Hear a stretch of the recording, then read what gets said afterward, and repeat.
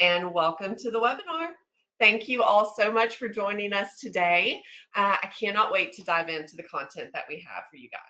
So we've got a really good event planned. We've got tons of good information. So I'm really glad that everyone's here.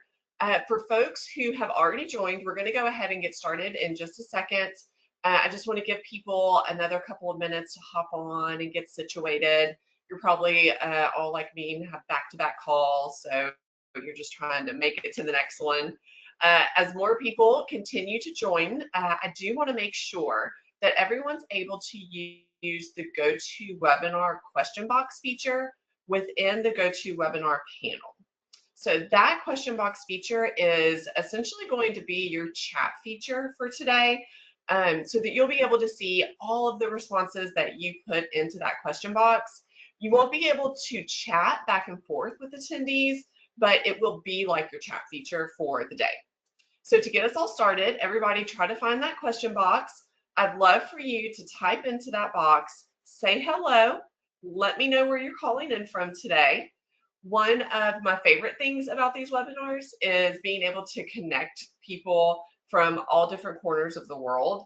And we're all here for just, one goal. We just want to improve our marketing. We want to grow our businesses. And so find that question box, type in where you're calling in from. Let me take a look and I'll call out some of the responses.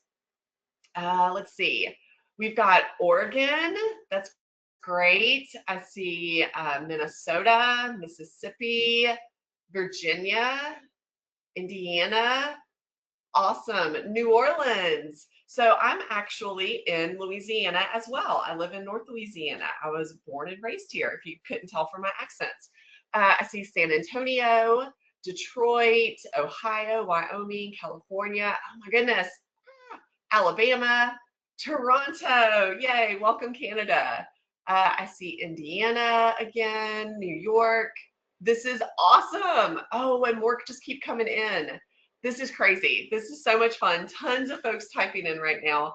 I'd love to call out everybody and give everyone a shout out. But if you notice, we have people from all over who are calling in. And again, that's the really fun part about this is we're all here for one goal. We're going to show up for our marketing today. So let's go ahead and get started. So I'm going to kick us off with some housekeeping items. And I've already seen one of these things answered through the question box. So for everyone here today, just note that today's session is being recorded. So you don't have to worry about taking notes. You'll get all the materials directly to your inbox after this event. And that includes a copy of slides and the recording. So please note that all of our webinar recordings can be easily found on WordStream and LocaliQ YouTube channels. So what you would do is just navigate to YouTube, type in LocaliQ or WordStream, click on one of our channels, and then you'll be able to see all of our past webinar recordings there. And if you want to catch up on any of our old ones or go back and maybe view this recording later, you can find them all later on our YouTube channels. Also, the reason that I have you all practice using the question box is because I want you to feel comfortable typing your questions in throughout the webinar. Be sure to stick around because at the end we have a live Q&A session. And so I'll go through that question box and pull out things and we'll talk about it in what's really kind of a cool setting after we go through all of the content for today.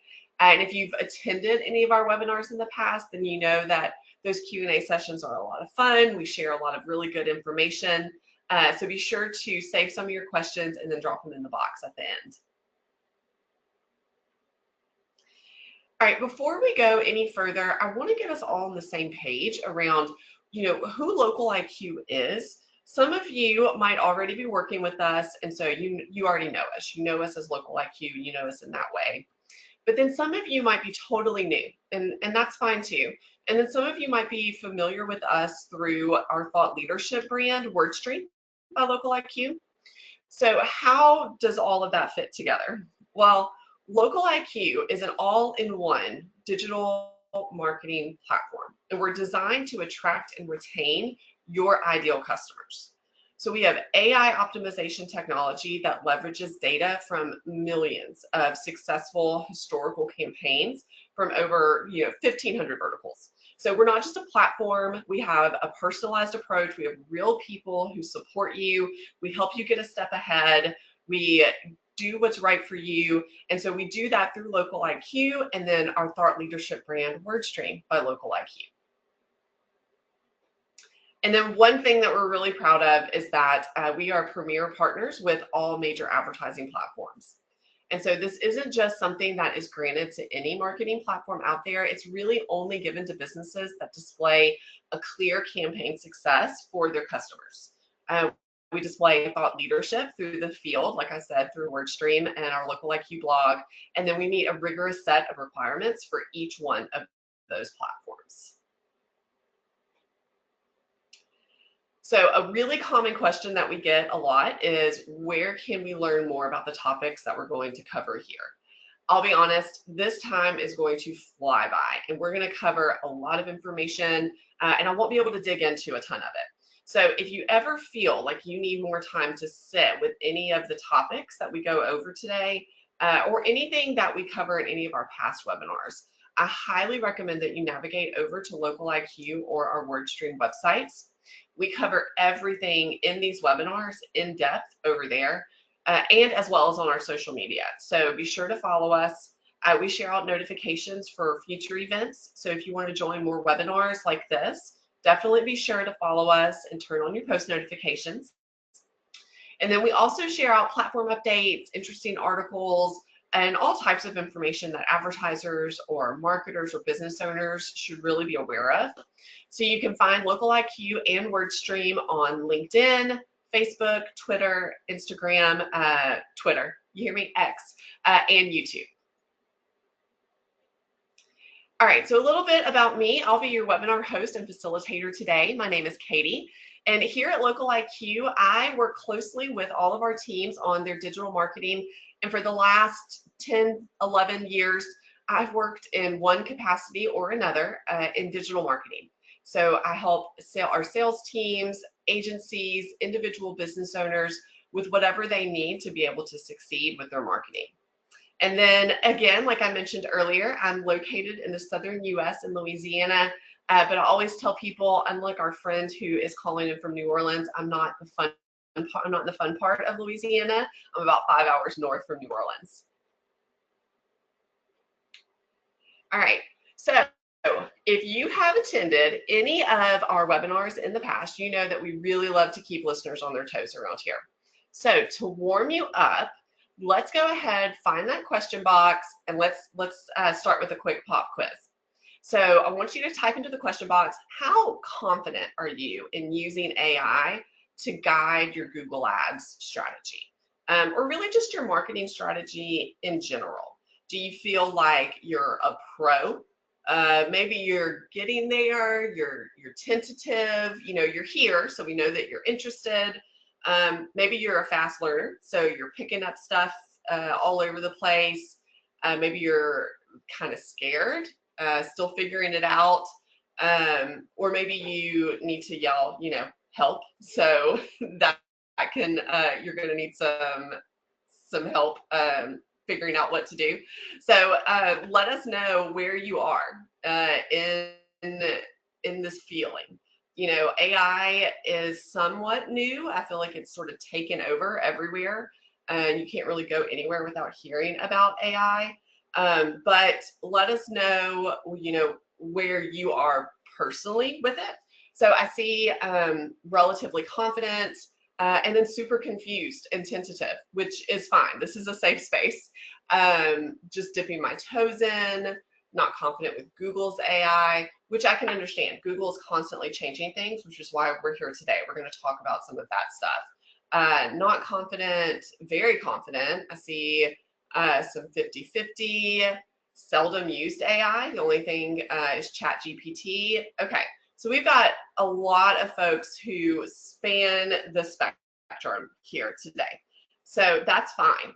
There's a ton of different answers that are coming in. Everyone's in a slightly different place.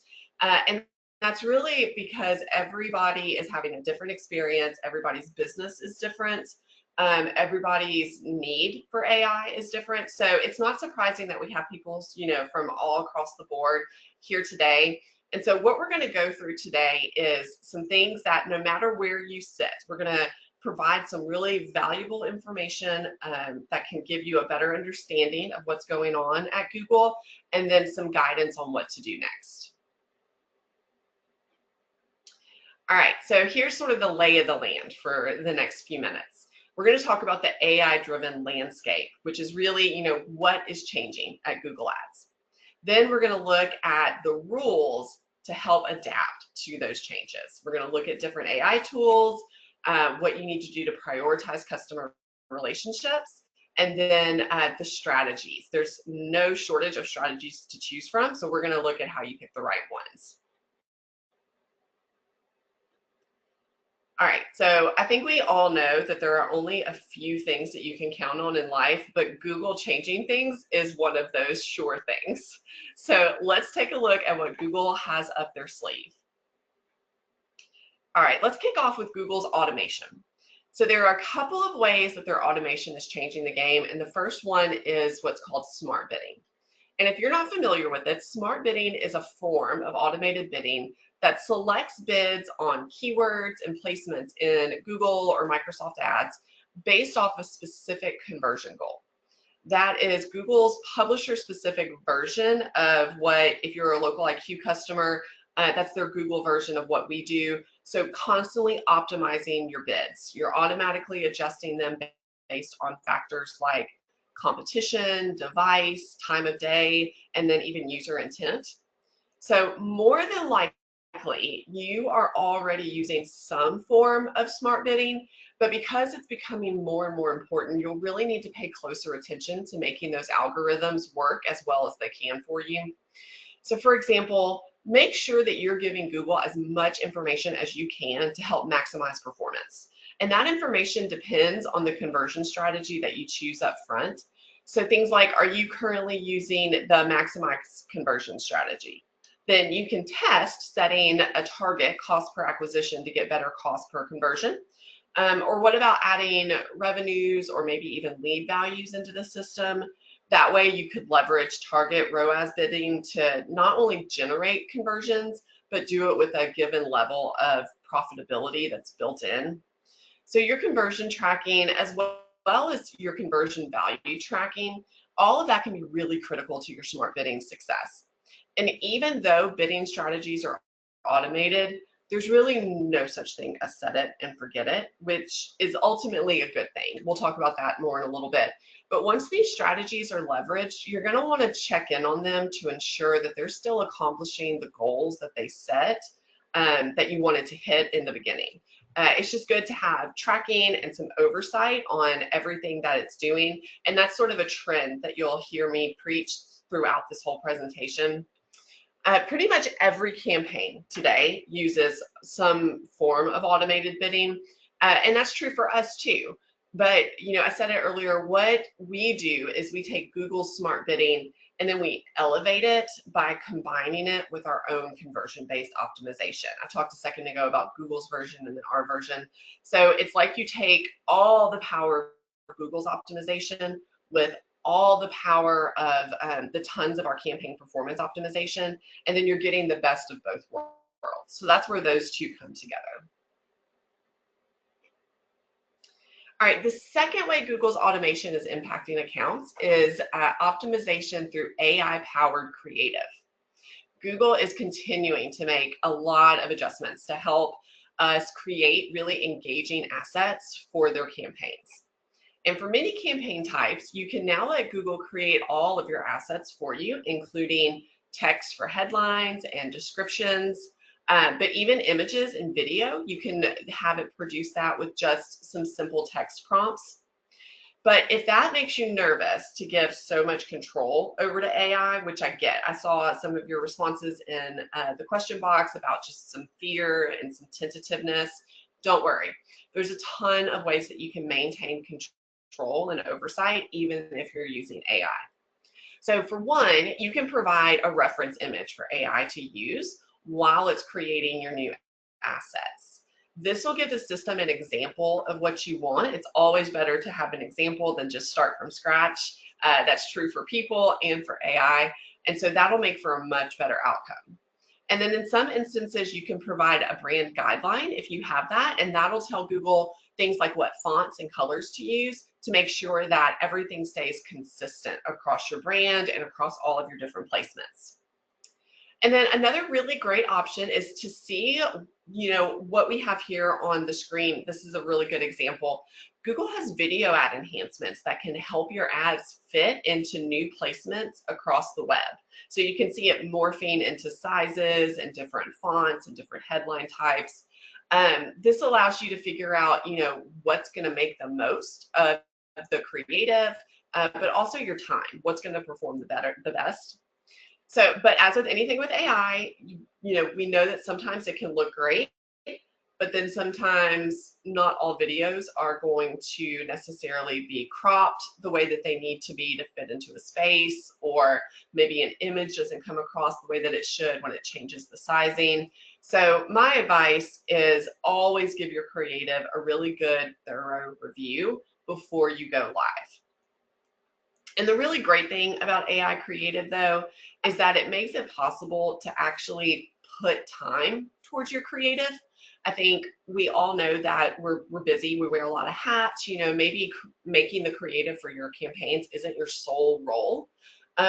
So having AI be able to bring that efficiency, but also over time in a campaign, fatigue is real with people seeing an ad or a piece of creative over and over again. So having the ability to quickly refresh creative is going to be necessary for any campaign, and AI is what helps make that more possible. So even the best automated creative is going to stagnate. So you're going to want to rotate through new assets, and then just watch for ad copy or image exhaustion so that you can change it up and you're not going to lose your audience along the way. Although Google has backtracked on its stance to get rid of third-party cookies, if you remember, we were all trying to figure out, what it was going to be like in a cookieless world. Well, now that's not something that we have to deal with as of right now, but that doesn't mean that all of the strategies that we created from that shift aren't going to be relevant anymore, and that includes first-party data. So this was one of the biggest strategies to emerge when there was that threat of losing the third-party cookie, and it's still really valuable even with the cookies still in place. So first-party data, if it's something you're not super familiar with, it's collected by a business directly from the customer when they engage with the brand. So there's no middleman. This is a direct relationship, and it makes the information that the user provides to you clean for you. So you know that it is accurate, and it's that they're giving you permission to use it. And this is so great because not only we're going to get more and more ways to leverage it, not only in Google Ads, but across multiple different platforms and channels. And so consent mode for cookies is going to continue to be a priority. So, the little windows that pop up on a site saying if you accept cookies or not, that's going to continue to be a thing as we go throughout the next year. And that's going to limit the amount of information that you're able to collect from a website visit. And this, again, is what makes first-party data so important. And so when we say things like first-party data, you're probably already collecting it, even if that's sort of a foreign term to you and you're not super familiar with it. You may just not be realizing that you're collecting it. So things like your email list or your lead management system, or even form fills if you run a contest or maybe you do a survey, all of that can plug in as first-party data, and it can help your advertising. And we'll talk a little bit more about how it helps your advertising later. But for us, your first-party data, it can feed directly into a LocaliQ optimization campaign. So we can do the analysis of things like phone calls, site traffic, pre-test your keyword bids by target audience, and really leverage historical data to get that higher performance. So, those are just examples of how first-party data really gives you control and ultimately better outcomes. And then, sadly, your grocery bills are probably not the only thing that is increasing. It's no surprise, as with so many other things, search advertising costs have been increasing year over year for the last 5 years. Our latest data shows that the trend is just continuing. However, cost per lead did not increase as drastically in our last benchmarks report as it did from 23 to 24. So for us, what that suggests is that there's a little more stability in the paid ad space. And that's a relief because we're coming in after an extremely volatile year for organic rankings. So in our own benchmark study for search advertising, we found costs have gone up for 13 out of 23 industries in Google Ads. You probably felt this yourself. There was an 87% of industries saw an increase in CPC, 65% saw an increase in conversion rate. But although these costs have gone up, so have click-through rates, so have conversion rates. So this indicates to us that there's generally better performance for advertisers as a whole, which is positive news. If prices are going to go up, let's at least have better performance. And so with all the changes that we just reviewed, coupled with the increased ad cost year over year, that's what makes it really tough to know if your campaigns are effective or not. So this is why we are always talking about benchmarks and reporting over here. Each of our webinars, it's something that we consistently cover, because knowing your numbers, especially what your industry is seeing, this can be a really great guiding light when you're measuring your PPC performance. All right, so let's take just a quick break. Let's check in with everybody. Let's see how you really feel about Google Ads becoming more automated and AI driven. So I asked you earlier, what was your comfort level, how you felt about AI and Google Ads. What do you feel about it actually happening? Is it something that you love, you're excited about it? Maybe you're curious. Maybe you don't like it. You're kind of being dragged kicking and screaming through this new AI revolution. It's okay. Whatever you're feeling, I see a lot of answers of people who are nervous. It's either nervous or love it. Some people are kind of in the middle. I hear these responses all the time. So really, no matter where you land, what we're going to do is we're going to give you some rules that can help make it successful, because we've got all these changes. We feel a lot of ways about it, but that's okay. It's still reality. We can figure out how to make it work for us. All right, so rule number one is to use AI tools. So this may seem like kind of a no-brainer, but marketing AI tools are what's going to really help you save resources and increase your productivity to build better campaigns and strategies. So I think you being here today says that you are on board and you're willing, even if you're nervous about it. So you just have to find the right fit for the tools that work for you. So it's usually better to start with a challenge and then work backwards. So that's what we'll look at now. So first you need to know your options.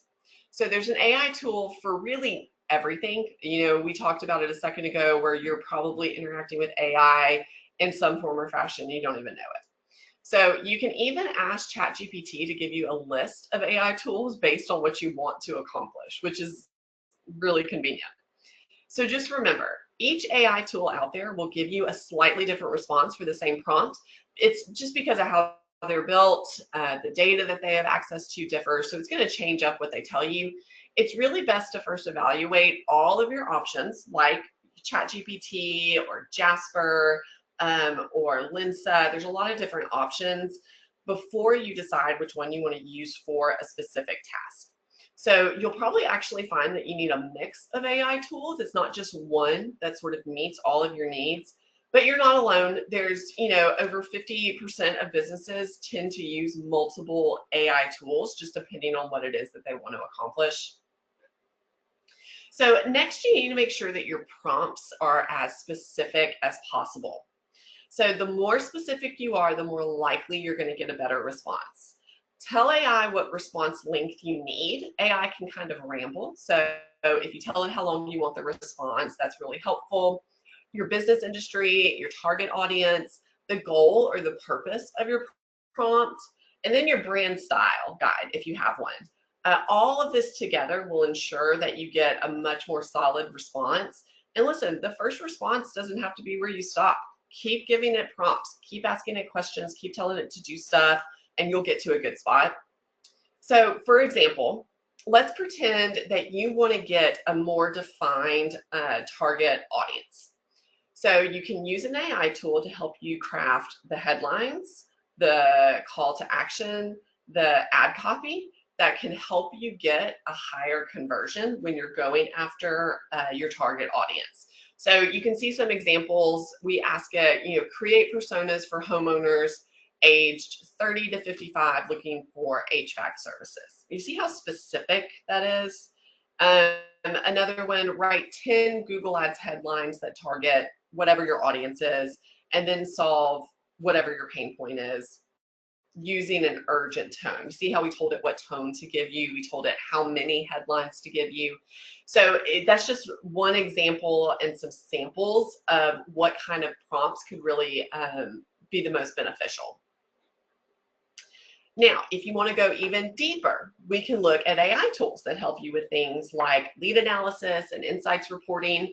It's one thing to look into your reporting and you see performance metrics, but it is a whole other for AI to summarize your leads and then help make sense of your marketing.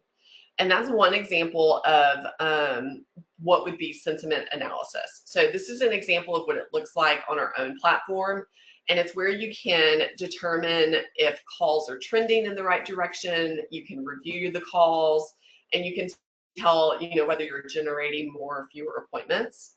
You can enhance the quality of call leads, identify problems or trends early on, and then you can learn which marketing efforts are the most effective. You can pinpoint which campaigns or organic sources are really bringing in the calls with the best outcomes.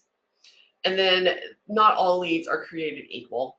To have some sort of AI-powered lead scoring and sentiment analysis helps you prioritize your leads so that you know which ones matter most, you can move faster, and then things don't sort of get lost in the masses. And then once a lead comes in, how quickly and effectively are you following up?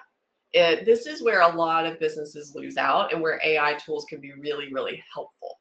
So don't forget that having a lead management system in place to keep those leads moving through the funnel and expedite your follow-ups is going to be crucial. And AI can be part of those. Like for LocaliQ, what you see here is a demonstration of what the AI does on our platform.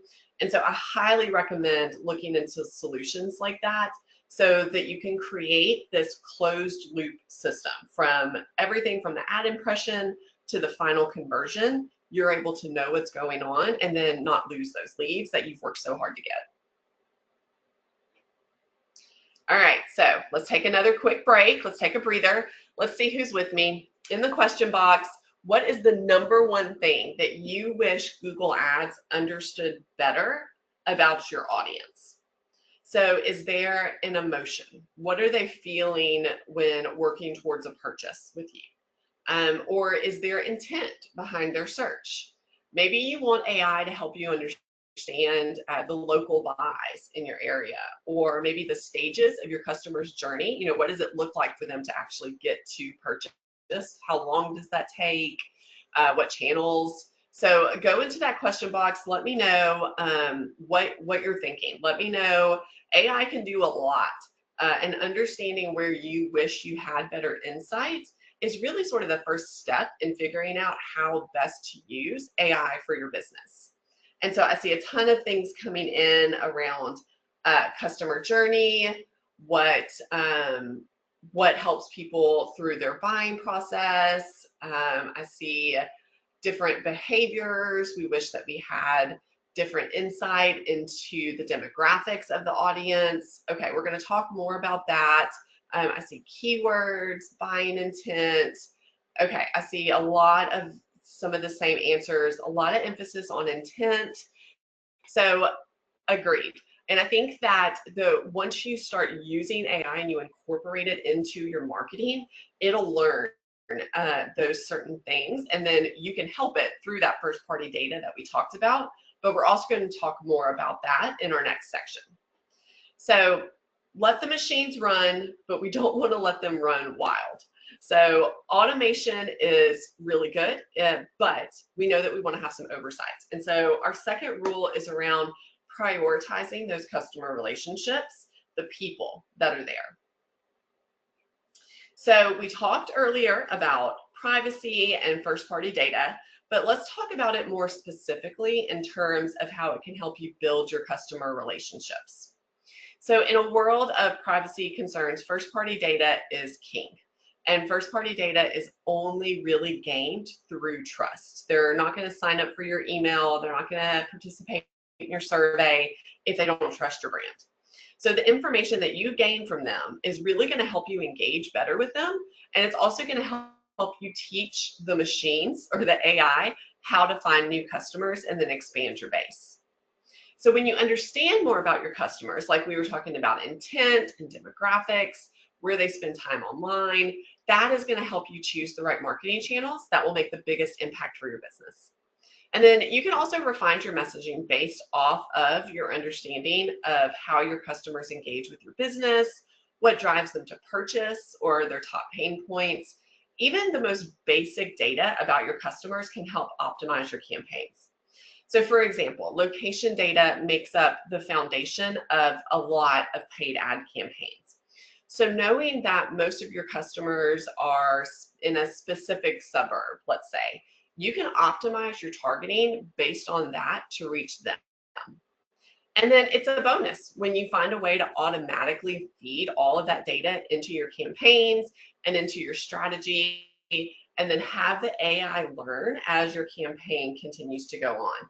That's when you really take it to the next level. And that's where platforms like LocaliQ can really help owners and marketers do that, to where it just becomes part of the strategy and the process. And so you can do that in a way that doesn't compromise privacy, but helps build that trust. Speaking of privacy and trust, building a solid brand in order to gain that trust is really everything for a business. You know, you work really hard to gain the trust of your customers. So if you look at this chart, you can see some of the ad channels that are most popular for building up a brand's recognition. You see social media there at the front takes the top with 44% of businesses using it to build their awareness. And that's not surprising, since the basis for social is engagement. This is where your customers get to know you. They have direct interactions with you. They really learn about who you are, what you do. So then coming in a second, almost tied, you see websites and blogs, and then email marketing. And then keep these channels in mind, keep this chart in mind, because these are the places that you're going to want to leverage that first-party data that we just talked about getting.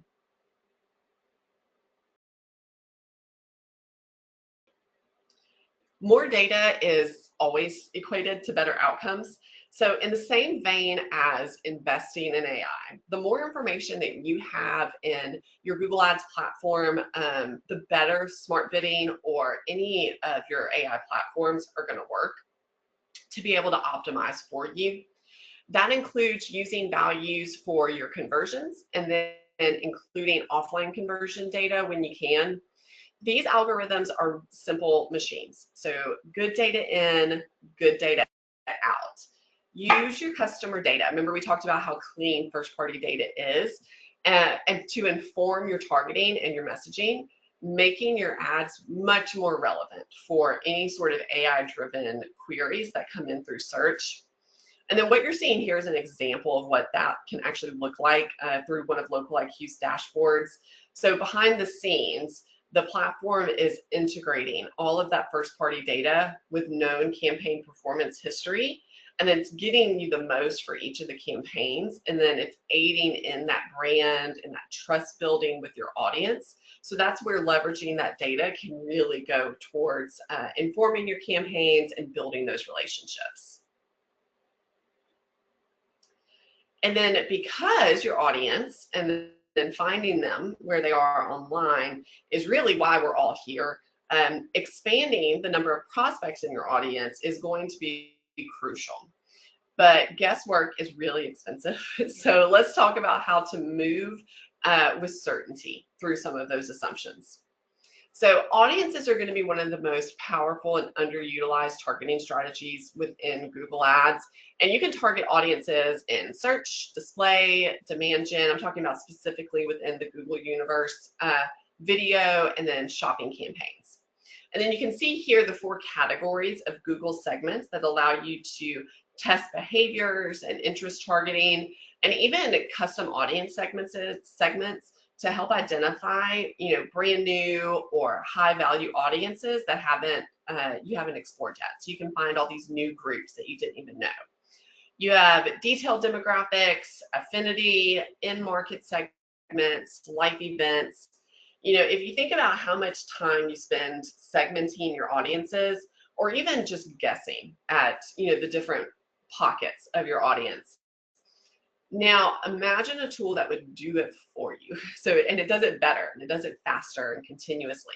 So collecting more data and then increasing your audience base. And then unlike Google, we're able to focus everywhere your audience could be online. It isn't just relegated to, one publisher's different products. So not just the places that Google creates for you. That is, it's seen in products like our brand amplifier, where you build these hyper-targeted audiences based on things like demographics, buying activity, interests. We talked about intent.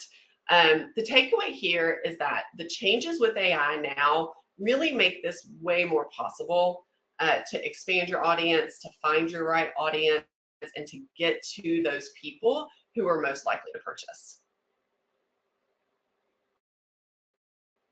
And then the third rule is, let's just land on the right strategies to hit your goals, not necessarily just what's new or flashy.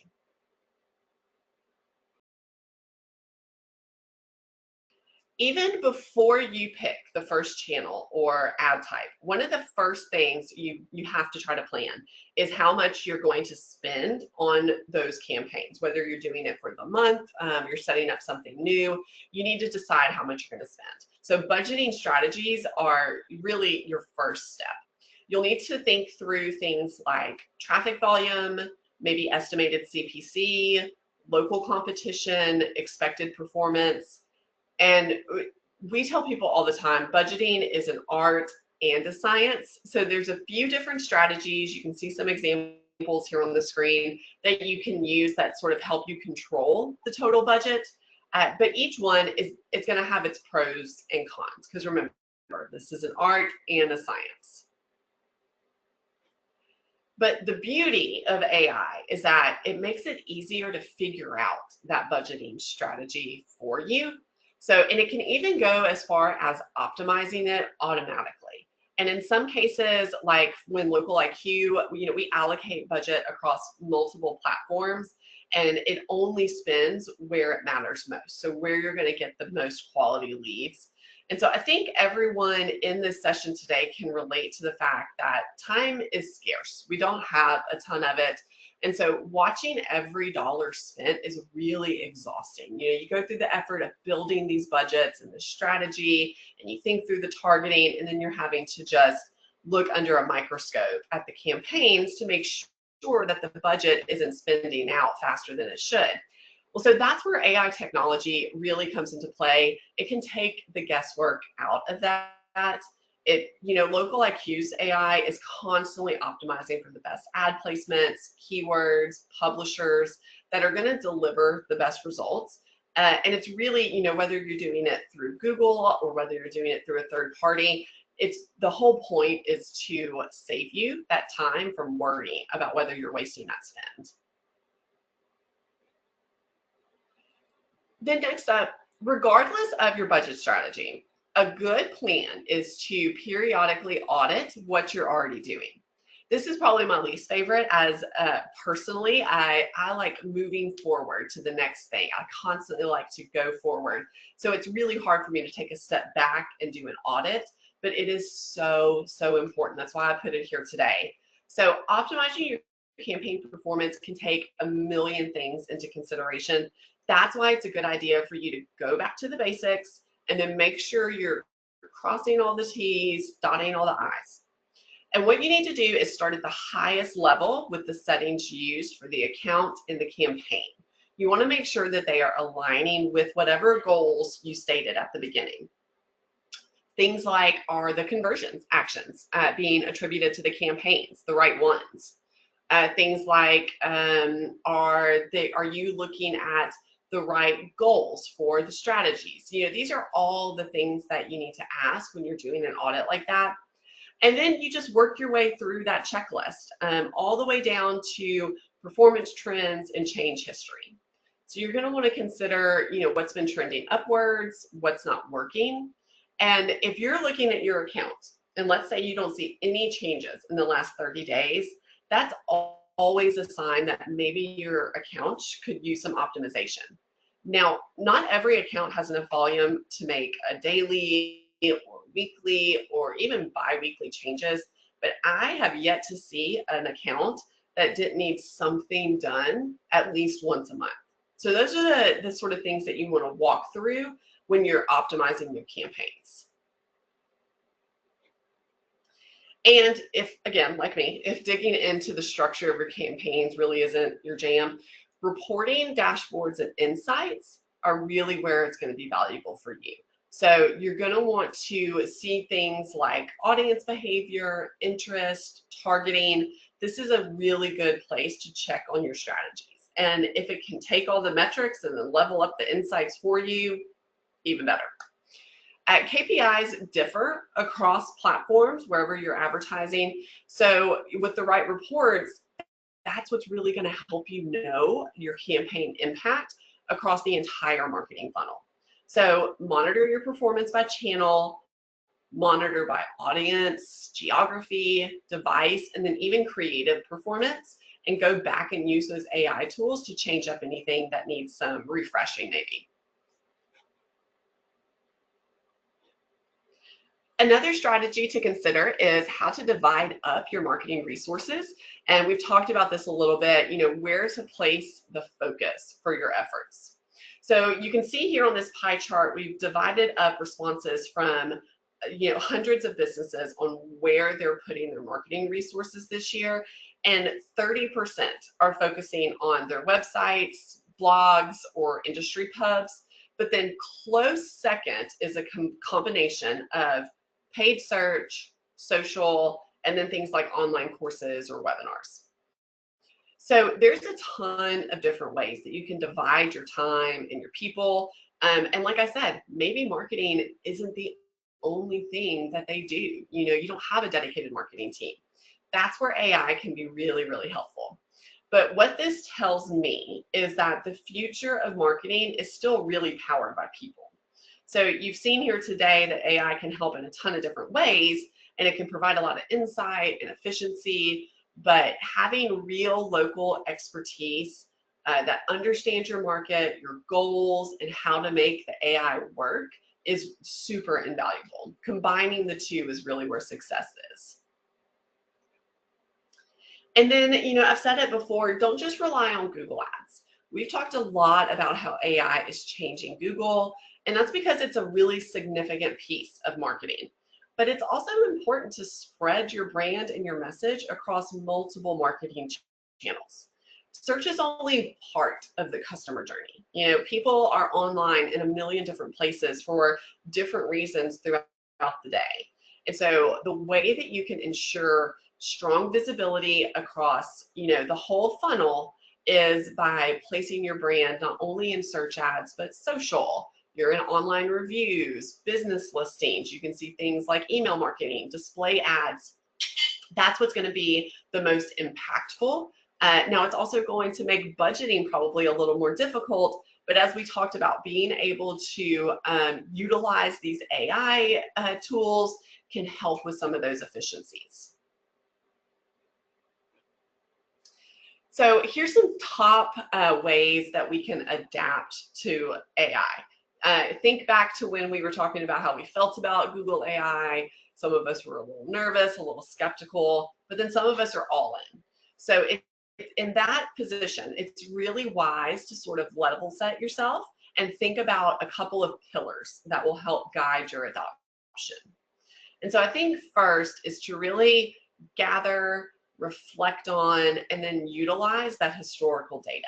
You're going to want to make sure that you have a reference point, either through benchmarks, like our search benchmarks reports, or your own campaigns. And then using and testing AI tools. I highly encourage everyone to go and test out multiple tools. On one of our previous slides, when we send out the recording and the slides later, you'll see a list of different tools. Try them out. It's not going to hurt anything. But just remember that, you know, the people are still what's important, and AI can sound like AI. So be the human voice, be the voice for your brand. Don't just let it run wild. Still maintain that control. And then considering a cross-channel strategy is going to be really essential for just your brand, building that solid foundation. You know, I'll say it again, being where your customers are all across the web. And then do yourself a favor and get organized. A lead management system is going to go a long way. You saw some screenshots and some demonstrations of what the LocaliQ lead management system looks like. And that's what's going to help you organize and prioritize your leads and make the most of all of your team's resources, because we talked about how time is short. Okay, so on your screen here, what you're going to see is a poll that's going to launch. Now, what I would say is if you are wanting to win over your Google Ads in AI, if you are wanting to bring your use of AI to another level, let's find out where you stand with a free digital marketing assessment. That poll is going to stay up in front of you for the duration of the webinar. This sort of brings us into the audio only portion, where I'm going to go into some Q&A. But if you wanted more information on any of the things that we talked about today, if there was a topic and you were like, I kind of want to look at my accounts and see if I'm doing that, or if there's a better way to do it, click yes to that poll and we'll have an expert reach out to you. If you've been saving your questions, go ahead and put them in the question box now. I'm going to go through. I see a ton of different questions coming in. We're going to try to answer some of them here in the last few minutes that we have on the webinar. But again, if at any point you're like, I would really love to understand what my marketing is doing for me right now, and we talked about that audit and you kind of rolled your eyes, that's fine. Click yes. We'll do a free digital marketing assessment for you. But just sit back and relax. Like I said, this is the audio portion. Let's go through and talk about some of the channels, some of the different options that we have, and I'll go through and answer some of the questions. So I see several questions around the customer journey and trying to decide, when in your customer journey the potential customer is actually ready to buy. Some people wondering, what are the stages of the journey? The easiest way to describe this is just think about yourself. Think about the last, maybe moderate to big purchase that you made. And it usually starts with a search. You go online to maybe find the best, or you're researching the solve to an issue. And then, as you go through, you're learning a little bit more. Maybe you find a couple of brands that you like. That's the awareness stage. Then you find a couple of products that seem to really fit the need. You start, maybe you fill out a form, you want some more information, or maybe you chat with a bot on the website. That means you're getting closer and closer to the ultimate end of the journey, which is purchase. And so understanding where your consumers are in that journey, but also how long that journey is. For a big purchase, it can take a while. I know when we purchased some patio furniture at the beginning of the summer earlier this year, it was a long buying journey. I wanted a particular brand, I wanted a particular look. And so when you're going to have an investment like that, that's going to take a lot longer. For something small, or maybe you run a service that is closer to like an emergency service or an on-demand service, it's not going to be that long of a buying journey. So in that case, brand awareness and your online presence are going to be really, really important for your overall strategy. That's why knowing your customer journey is so important, because then you can pivot that into your overall marketing strategy, the channels that you use, the ad placement, and then all the way down to your messaging. So I think that understanding that is really, really important. And you can find that out really simply. Just ask your customers. Maybe you can send them a survey, but just start simply. Just ask them, what was it like that got them to that point with you, and then go from there. Okay, let's take a look at some other questions that we have coming through. Let's see. I see questions about AI max search campaigns and lead quality.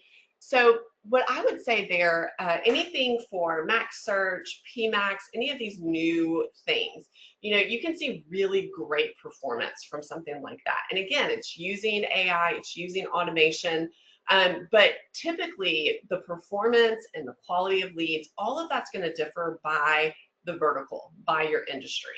There's a ton of variables that can go into what changes, how a campaign type is going to perform for you. And so if you remember back to when we were talking about our benchmarks earlier, our benchmarks reports divides out the current metrics by different, 23 different industries.